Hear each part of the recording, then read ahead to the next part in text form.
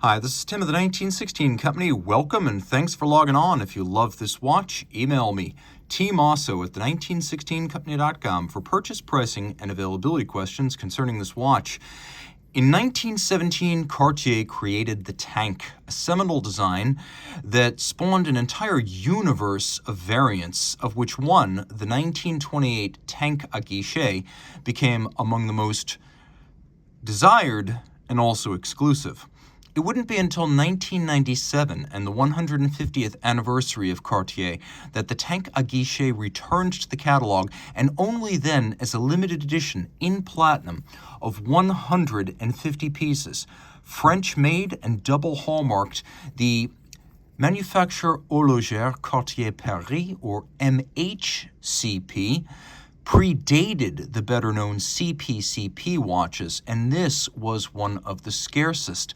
So the watch, a full platinum tank and jump hour, is 25.5 millimeters wide, 37.5 from lug to lug, only 6.8 millimeters thick, and it has an 18 millimeter spacing between the lugs.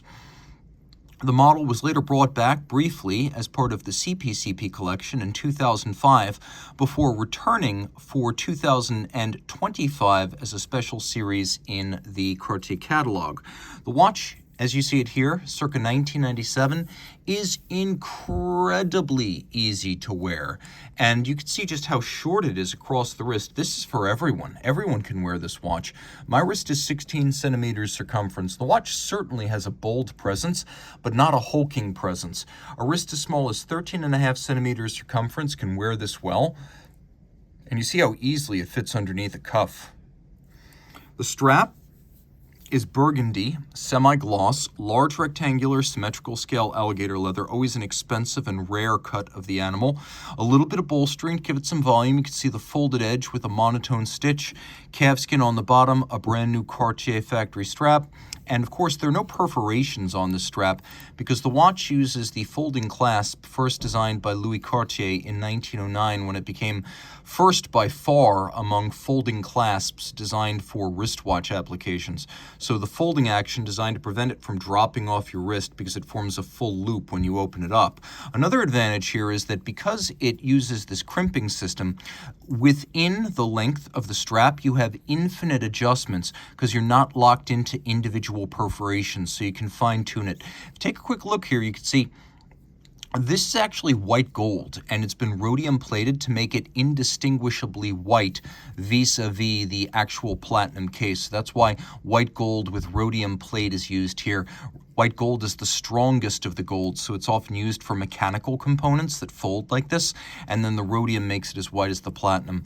Rolling around to the case, it is something else. You can see that there's a gentle beveling of the side that runs all the way around. It provides a contrast with the satin finish, but that same delicate beveling is also lavished on the aperture for the hour and the minute. We have a faceted crown with an even more intricately faceted ruby cabochon, and then you can see the lateral white gold screws that hold this sandwich assembly together. Now, of course, the tank design here is stripped down to the bare minimum, where we have a lovely sort of pre-Art Deco, sort of Art Nouveau-like scrolling display of numerals. It is a scrolling minute, and it is a true jumping hour. I bet you still have that open 9 right there. There's a little bit of Art Nouveau in the numerals and maybe Art Deco in the design of the watch. Remember, the Exposition des Arts Décoratifs was only about 1925. So in 1928, when the original Tank à Guichet was created, that movement was only just beginning. So you can see the watch has a case back featuring the French double wolf's head for platinum hallmarking, and then you can see the Swiss St. Bernard head, so this would probably have been a Swiss-made case that was then hallmarked in France because this is a made-in-France Cartier watch. A lot of these MHCP watches were, which is a very rare thing, as today even the Horlogerie Cartier watches tend to be made in La Chaux-de-Fonds at their factory in Switzerland.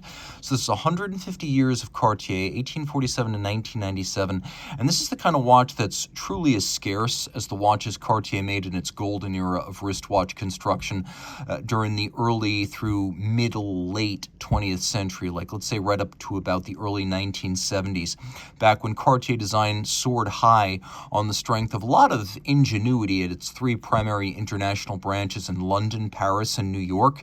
And this, of course, is very strongly of the Parisian Cartier branch.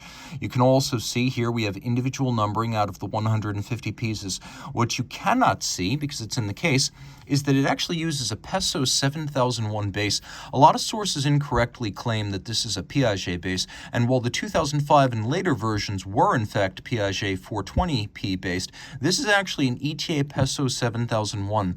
So 2.5 millimeters thick, 23.3 millimeters in diameter, manual wind, 42-hour power reserve, 3 hertz beat rate, and 17 joules, and is a very compact and flat manual wind movement that has sort of the glow of that Peso caliber, which has powered so many high horology watches, with MHCP and later CPCP Cartier often finding the best movement available for the application and then casing it up exactly as it did in the 20th century with so many of its landmarks like the Tank and the Crash and the Pebble. And this watch right here representing that incredible MHCP line and possibly the most sought watch from that collection. 30 meters water resistant in its day. Today I would not test the theory, but reach out to Team Mosso at the 1916company.com for purchase and pricing details of this modern day classic.